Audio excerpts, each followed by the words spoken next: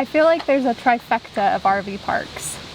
What's that? Price, Okay. location, and then like amenities / the setup. Okay. Yeah? Yeah, not bad. And I picked this one for price and location. What did you say it was $25? 25 bucks a night for electric and water. It's cheap these days.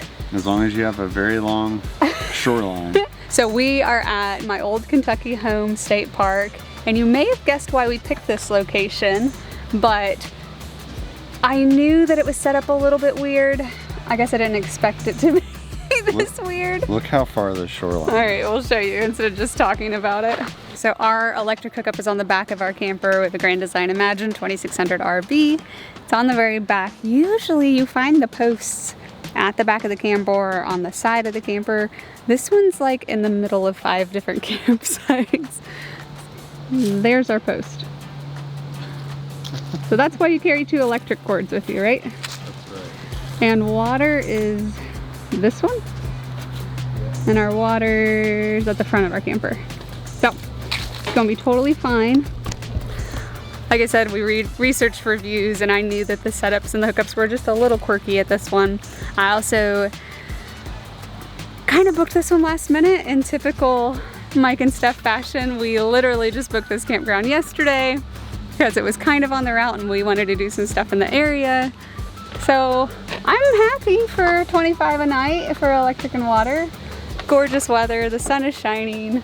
Water leaked this morning. We kind of hit a stump on the way into the site, and I think we're both just a little tired. Hey. Huh? You want to do it? What? The pop test. It's a pop test. Oh man, this is terrible. So a little unlevel site. Oh gosh.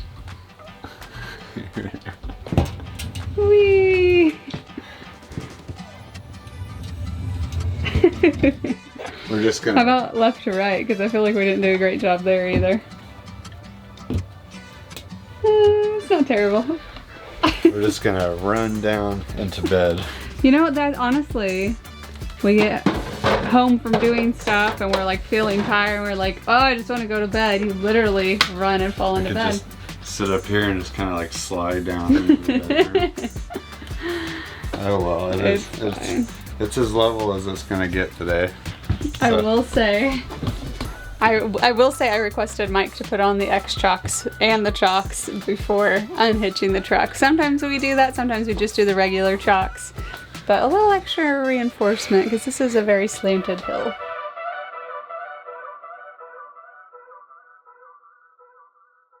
All right, we have walked, got a little fresh air. It's actually gorgeous outside right now. The sun is shining. It's like a cool like 65 to 70 degrees. It's really nice. So, and y'all know Mike is amazing and does 90% of the cooking, but he's gonna work on some editing to get a video out to y'all this week. So he put me in charge of cooking. I will say he actually just sent me the recipe that we've already got all the ingredients for, that I just pretty much have to put it all in the Instant Pot. So surely I can handle that. But we're gonna see how it goes.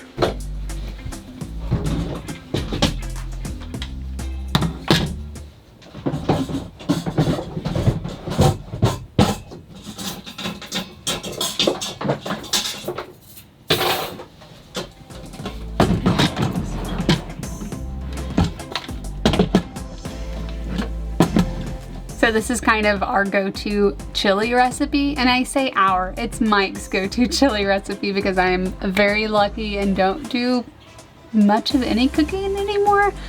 So it's kind of a basic, solid chili, good flavor to it. We love to go all out on toppings and kind of mix in whatever we want in our chili. So I'll drop the link to the recipe down below, but it's pretty straightforward. Again, if Mike's trusting me to do it, it's gotta be pretty simple.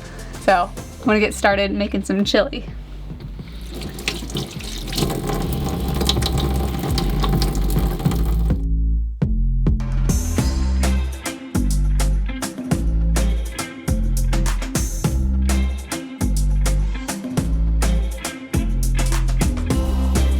I think it's time. I'm gonna check with the expert. Is it time? Yes. I don't love this part about Instant Pots. Ugh. Turn it.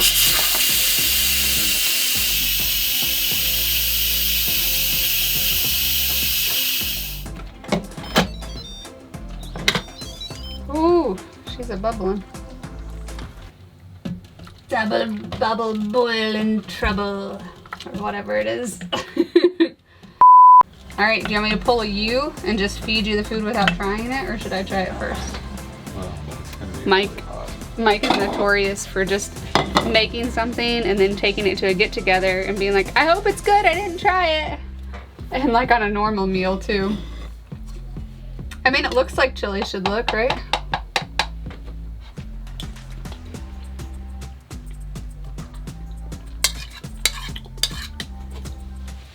The good thing about chili, and the reason I really think Mike was okay with me cooking, other than he was busy, is that you can always add toppings to it.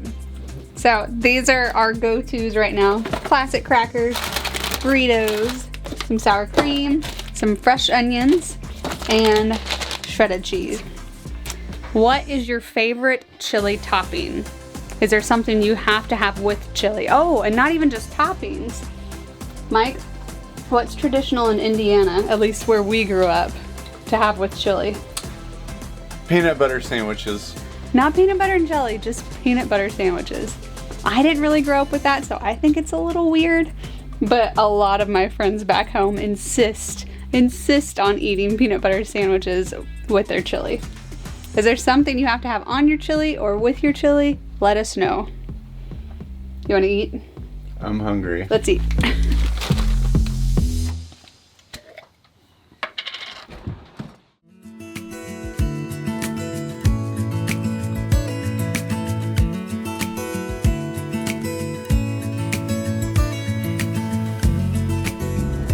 Alright, so we came to Bardstown to kind of get some work done and relax a little bit before we go to our next destination.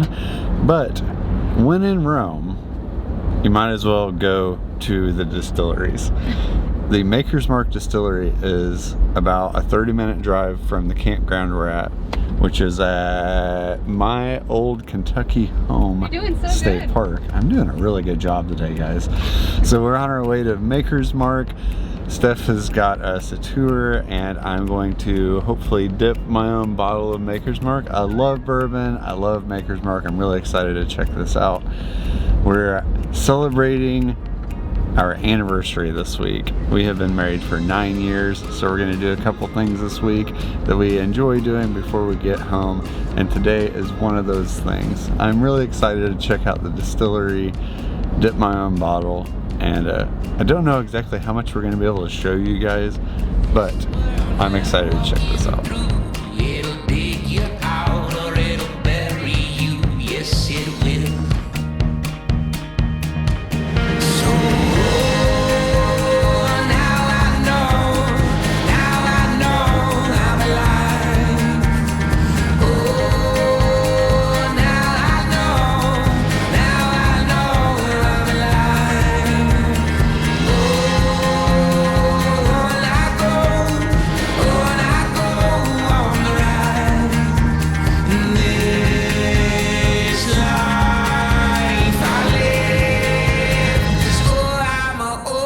alive.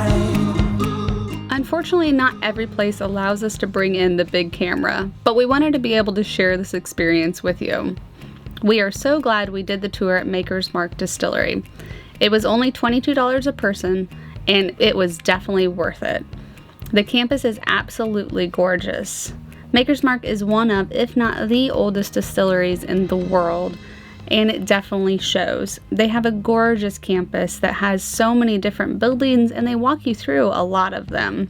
One thing that I really liked was that Margie, one of the original founders, handprint is on everything, from the bottles to the shutters on the buildings. She just still has such a hand, and they have carried on that tradition over the years. The tour ended with a tasting of 5 different bourbons, including one of Mike's all-time favorite bourbons. Definitely a great way to end a tour. We then walked through a hallway with a gorgeous piece of Chihuly blown glass artwork, which I absolutely loved. This hallway led us out into the gift shop where we had plenty of time to peruse, and if you wanted to, you could dip your own bottle of bourbon. I did not realize until we did this tour that every single bottle of Maker's Mark is hand dipped. They told us that the people dipping the bottles can do 23 to 27 bottles a minute. That absolutely blew my mind. I think Mike did a pretty good job on his, and the lady might have been generous, but she said he did a great job as well. He's definitely going to be saving this bottle for a special occasion. Now